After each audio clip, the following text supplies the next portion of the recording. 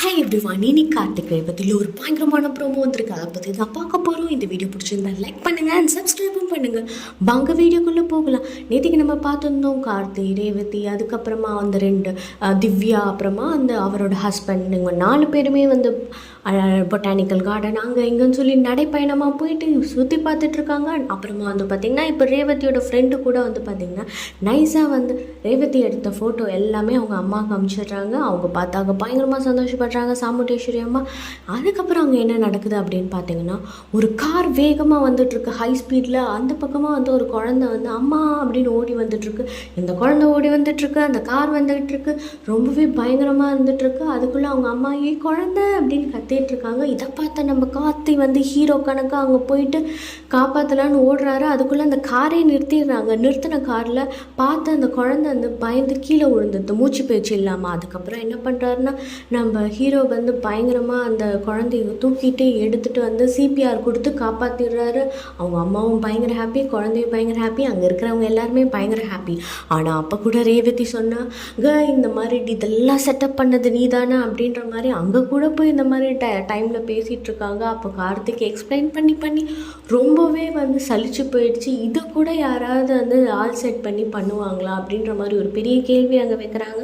அதுக்கப்புறமா வந்து பார்த்திங்கன்னா, நம்மளோட ரேவதியோட ஃப்ரெண்டு திவ்யா வந்து என்ன சொல்கிறாங்கன்னா, இங்கே ஒரு போட் ஹவுஸ் இருக்குது, நம்ம அங்கே வந்து நைட்டு ஜாலியாக பார்ட்டி மாதிரி என்ஜாய் பண்ணலாம், அங்கே நிறைய பேர் வருவாங்க, ஸோ எல்லோரும் கேங்காக என்ஜாய் பண்ணலாம் அப்படின்ற மாதிரி ஒன்று சொல்லியிருக்காங்க. உடனே எல்லாருமே என்ன பண்ணுறாங்கன்னா, டக்குன்னு கிளம்பி போட் ஹவுஸுக்கு போகிறாங்க. போட் ஹவுஸ்க்கு போனோடனே என்ன பண்ணுறாங்கன்னா, அங்கே ஒரு பெரிய பார்ட்டி மாதிரி இப்போ வந்து அரேஞ்ச் பண்ணிட்டாங்க. இந்த திவ்யா என்ன பார்ட்டி அப்படின்னாங்கன்னா, இவங்களுக்கு கல்யாணம் ஆயிருக்குல்ல, ஸோ அதனால் ஒரு கேக் வெட்டி ஃபங்க்ஷன் மாதிரி கொண்டாடலான்னு சொல்லிட்டு ஒரு பார்ட்டி அரேஞ்ச் பண்ணுறாங்க. அங்கே அவங்க எல்லா ஃப்ரெண்ட்ஸும் வந்திருக்காங்க.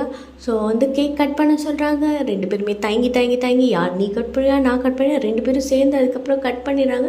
கட் பண்ணதுக்கப்புறமா என்ன நீங்கள் கப்பல் மாதிரியே தெரியல, ஏதோ புதுசாக கல்யாணம் ஆன மாதிரியே தெரியல, கேக் கட் பண்ணிட்டு என்னை விரிக்கி பார்த்துட்ருக்கீங்க, ஊட்டுங்க அப்படின்ற மாதிரி சொல்கிறாங்க. அதுக்கப்புறமா வந்து அப்போ தான் ரேவதி வந்து எடுத்துகிட்டு ஊட்டுறாங்க. ஆனால் அப்போ கூட கார்த்தி யோசிச்சுட்ருக்காரு, நம்ம ஊட்டினா அது பெரிய பிரச்சனையாக போயிடும், அதனால் நம்ம அமைதியாகவே இருப்போம் அப்படின்ற மாதிரி இருக்கார். உடனே அங்கே இருக்கிற இன்னொரு பொண்ணு சொல்கிறாங்க, என்ன சார் நீங்கள் என்ன ஊட்ட மாட்டீங்க அப்படின்ற மாதிரி சொல்லிவிட்டு எல்லாருமே வந்து தயவுசெய்து உங்கள் ஒய்ஃப் தானே நீங்களும் ஊட்டுங்க அப்படின்ற மாதிரி சொல்லி அதுக்கப்புறம் அவரை வந்து அவங்க ரேவதியோட ரியாக்ஷனை பார்க்குறாங்க. என்ன பண்ணுறதுனே தெரில, சரி வேறு வழி இல்லை, நம்ம ஊட்டி தான் ஆகணும், அதுக்கப்புறமா திட்டு வாங்கிக்கலாம் அப்படின்ற மாதிரி மைண்ட் செட்டில் வந்து அவரும் வந்து அதுக்கப்புறம் அந்த கேக்கை வந்து ஊட்டிடுறாங்க. இதெல்லாம் வந்து ஜோக்கர் கணக்காக வந்து நம்ம மாயா பார்த்துட்ருக்காங்க. என்னடா இது ஒரு பிளானாக நம்ம போட்டுட்ருக்கோம், எல்லாமே இப்படி சல்லியாக போதே அப்படின்ற மாதிரி யோசிச்சுட்ருக்காங்க. அவங்களும் பார்க்குறாங்க, என்னது இதுக்கு மேலே என்ன பண்ணலாம் அப்படின்ற மாதிரி யோசிச்சு அதுக்கப்புறமா தான் அவங்களுக்கு யோசனை தோணுது, பேசாமல் இந்த கூல்ட்ரிங்க்ஸில் வந்து ஏதாவது கலந்து ரேவதியை வந்து அப்படியே வந்து மயக்கம் அடைய வச்சு ஏதாவது, இல்லைனா கார்த்திக் வந்து ஏதாவது யாருக்காவது ஒரு கெட்ட பேரை வாங்கி கொடுக்கணுன்ற மாதிரி அவங்க வந்து கூல்ட்ரிங்க்ஸில் வந்து கலக்கிறாங்க ஒரு விஷயத்த.